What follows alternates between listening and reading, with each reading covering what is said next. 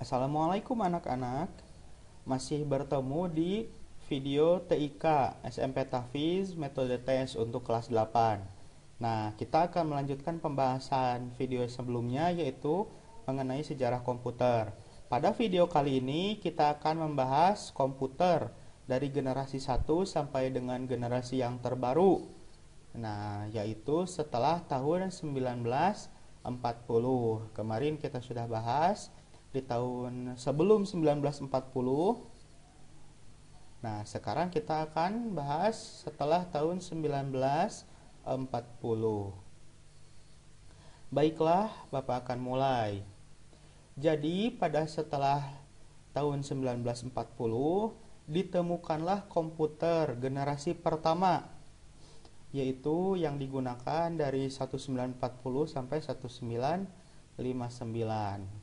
Nah, komputer ini diberi nama ENIAC, yaitu Electronic Numerical Integrator and Computer, ENIAC.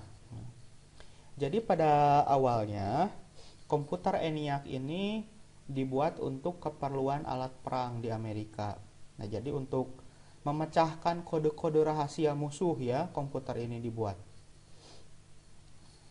Nah, selanjutnya dibuat untuk kebutuhan umum. Nah, pasti ini kalian kaget ya, beratnya komputer ini sebesar 30 ton beratnya. Ini besar sekali. Nah, bisa kalian lihat di sini ya di foto. Nah, ini sekeliling ini adalah komputer semua. Nah, ini yang sebesar lemari ini adalah komputer. Salah satu bagian dari komputer. Nah, ini ke seluruh ruangan ini komputer. Jadi bisa dibayangkan ya, komputer 30 ton itu ukurannya sebesar satu ruangan. Nah, ini kan ruangannya luas. Nah, komputernya besar sekali. Nah, volumenya itu 15.000 kaki kubik. Ini kaki kubik, pangkat 3 seharusnya. Kemudian berisi 18.000 tabung vakum. Nah, apa itu tabung vakum? Nanti akan kita bahas. Dan memerlukan daya listrik sebesar 140 kW. Nah, besar ya daya listriknya ini.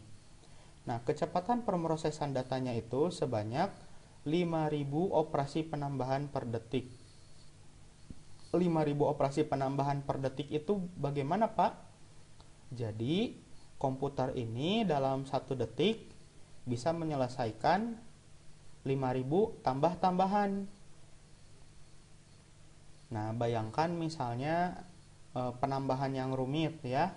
Kayak ada 6 tambah 7 tambah 100 tambah 200 tambah 275 tambah 180. Nah, sampai dengan 5.000 angka ya, 5.000 angka. Nah, bisa ditambahkan dalam 1 detik. Jadi ya lumayan cepat ya. Nah, kemudian diprogram manual dengan switch. Nah, switch itu apa? Nah, switch itu yang bisa kayak colokan bentuknya kalau di komputer generasi 1. Nah, ini ya yang switch itu. Nah, bapak-bapak ini lagi menggerakkan switch. Nah, ini yang ibu-ibu ini juga. Nah, kalau dia nonton aja nih gabut. Nah, jadi switch itu seperti tombol ya, seperti saklar. Nah, bahasa pemrograman yang digunakan adalah bahasa mesin assembler. Jadi, bahasa pemrograman itu apa, Pak? Bahasa pemrograman itu adalah suatu bahasa yang manusia gunakan untuk berinteraksi dengan komputer. Nah, kira-kira seperti itu. Baiklah, dilanjutkan. Nah, ini yang disebut dengan tabung vakum. Nah, kalau komputer modern itu apa? Pemrosesnya atau alat untuk memprosesnya namanya prosesor. Ya, ada merek Intel, ada merek AMD. Kalau di HP ada Snapdragon, ada MediaTek dan lain sebagainya. Nah, kalau zaman dahulu di generasi 1 namanya tabung vakum. Nah, inilah tabung vakum. Tuh. Ada yang gosong-gosong ya, ini hitam-hitam. Nah, itu menjadi salah satu kekurangan dari ENIAC atau komputer generasi 1, yaitu ukuran fisiknya yang besar. memerlukan tempat yang luas. Jelas ya tadi beratnya saja 30 ton, kemudian memerlukan ruangan yang besar. Nah, kemudian ini cepat panas. Nah, karena cepat panas tuh ini gosong-gosong ya. Nah, pemrosesan data kurang cepat. Ternyata 5000 penambahan yang operasi penambahan per detik itu masih kurang cepat ternyata. Nah, ini kapasitas penyimpanannya sangat kecil ya. Masih belum bisa diukur dengan satuan kilobyte. Sangat kecil sekali. Kemudian memerlukan daya listrik besar. Oh, ini sudah listriknya besar, sudah cepat panas juga, pemrosesannya kurang cepat juga, ukurannya besar lagi. Wah, ini sangat banyak kekurangannya ya komputer generasi 1 ini. Oke, kita lanjutkan ke komputer generasi 2. Nah, komputer generasi 2 ini ya lihat di gambarnya itu sudah agak kecil ya. Nah, meskipun masih banyak ini berbentuk lemari-lemari tapi tidak sebesar ENIAC. Jadi nama komputernya itu NCR dan RCA. Ini nama perusahaannya. Kalau sekarang Apple, Microsoft ya. Membuat mesin berukuran kecil dengan memakai transistor. Wah, apa ini transistor? Nanti kita bahas. Transistor menggantikan tabung vakum sehingga ukurannya lebih kecil. Terlihat ya dari gambar. Kemudian kapasitas memori utamanya dia lebih besar dari generasi 1. Pemrosesan datanya cukup cepat, daya listriknya lebih sedikit, bahasa pemrograman yang digunakan yaitu Fortran, COBOL, dan ALGOL. Nah, ini yang dinamakan transistor. Jadi ini menggantikan tabung vakum untuk pemrosesan datanya. Nah, ini contoh nama komputernya yaitu ETL Mark III. Nah, ini transistornya banyak di sini. Jadi ukurannya bisa lebih kecil. Nah, berlanjut ke generasi 3.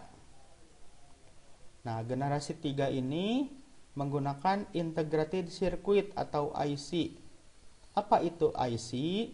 Nah, jadi yang tor tadi ya di generasi kedua menggunakan transistor, resistor, kapasitor. Nah, ini nama-nama komponen elektroniknya. Ini dikemas dalam satu kemasan dan dihubungkan dalam satu papan rangkaian atau papan elektronika. Mungkin kalian pernah melihat orang tua atau kakak kalian membongkar alat elektronik, ada satu papan yang penuh dengan komponen-komponen elektronik. Nah, itu namanya papan rangkaian. Nah, yang tadi itu disimpan dalam satu bentuk seperti ini, lebih kecil lagi. Nah, inilah yang disebut dengan integrated circuit atau IC. Nah, IC ini menjadi komponen utama dari komputer generasi 3. Nah, keunggulannya komputer generasi 3, pemrosesan data lebih cepat daripada generasi sebelumnya. Kemudian kapasitas memori lebih besar, daya listriknya lebih hemat, bentuk fisiknya lebih kecil tuh. Kalau tadi besar ya, sekarang udah lebih kecil lagi sekarang. Sudah sebesar TV. Nah, ini di belakangnya lemarinya lebih kecil lagi. Nah, nama komputernya yaitu IBM 370. Baiklah, kita lanjutkan ke generasi keempat. Nah, pada generasi keempat ini ada satu teknologi Large Scale Integration atau LSI. Apa itu Large Scale Integration? Yaitu integrasi berskala besar. Apa itu, Pak? Nah, chip yang tadi ya, yang ini, misalnya ada 1000, itu dipadatkan. Nah, menjadi bentuk seperti ini. Nah, setelah menjadi bentuk seperti ini namanya berubah menjadi chip. Nah, jadi beribu-ribu IC dipadatkan, dijadikan sebuah rangkaian IC terpadu yang disebut dengan chip. Nah, ini ya chip namanya. Yang seperti ini. Nah, seperti apa kemudian komputernya? Mirip dengan komputer kita saat ini. Tuh, sudah kecil, ada monitor, ada CPU, ada keyboardnya. Nah, ketinggalan mouse-nya ketutupan di sini. Kemudian pemrosesan datanya lebih cepat, kapasitas penyimpanan lebih besar, daya listriknya lebih hemat juga. Kemudian program atau tugas yang bisa dikerjakan lebih kompleks. Maksudnya lebih kompleks itu seperti apa, Pak? Nah, lebih kompleks itu kalau dulu hanya bisa dipakai menghitung matematika, nah kalau sekarang masuk generasi 4 itu sudah bisa dipakai menggambar, melihat gambar, mengetik ya, kemudian melihat video dan lain sebagainya. Jadi sudah lebih canggih lagi. Ini yang awal-awalnya ya, IBM Personal Computer nama komputernya. Baiklah, kita lanjutkan ke komputer generasi kelima. Nah, komputer generasi kelima ini memiliki banyak unit pemroses. Misalnya, pemroses khusus untuk gambar. Jadi di dalamnya itu ada alat atau komponen elektrik, komponen elektronika yang khusus untuk memproses gambar, ada yang khusus untuk memproses suara, ada yang khusus untuk memproses tulisan, ada yang khusus untuk memproses angka-angka, memproses keyboard, memproses flash disk, memproses layar monitor, dan lain sebagainya. Kemudian memiliki memori yang besar ya. Ini RAM-nya sudah besar-besar sekarang. Kemudian terdapat Central Processing Unit atau CPU yang memiliki kemampuan yang mirip dengan otak manusia. Nah, jadi CPU itu atau Central Processing Unit itu adalah otak dari komputer. Pusatnya, inti dari komputer yang menghitung misalnya, kemudian angka-angka itu di Central Processing Unit. Nah, kemudian ini sudah mulai diterapkan dan dikembangkan yang namanya Artificial Intelligence. Apa itu Artificial Intelligence? Itu adalah kecerdasan buatan. Nah, coba di sini siapa yang pernah nonton film Iron Man? Nah, itu kan si Iron Man-nya punya asisten robot ya, yang bisa ngobrol sendiri, kemudian ngebantu-bantu gitu. Nah, itu disebut Artificial Intelligence atau kecerdasan buatan. Ini sudah mulai dikembangkan dan diterapkan di komputer-komputer sekarang. Nah, baiklah, kita lanjutkan ke masa depan nih, generasi 6, 7, 8 dan sebagainya. Nah, di masa depan jadi komputer itu dapat memproses tugas yang makin rumit lagi. Kemudian kecerdasan buatan sudah sepenuhnya diterapkan. Jadi full ada komputer yang pakai kecerdasan buatan. Jadi dia memiliki kesadaran sendiri ya. Kemudian tidak terikat dalam satu perangkat dan beroperasi di awan. Nah, jadi dia tidak ada dalam satu device tertentu, tapi dia ada di internet, ada di mana-mana. Nah, kayak si robotnya si Iron Man itu kayak asistennya. Dia di rumahnya ada, kemudian di baju Iron Man-nya ada gitu. Di kacamatanya juga ada, jadi ada di mana-mana. Nah, dapat berupa Android atau robot. Jadi ini masih jauh ya, masih di masa depan. Nah, sekarang masih di generasi 5. Baiklah, itulah mengenai generasi sejarah perkembangan komputer dari sebelum tahun 1940 sampai tahun setelah 1940 hingga sekarang. Semoga kalian bisa memahami materi yang Bapak berikan.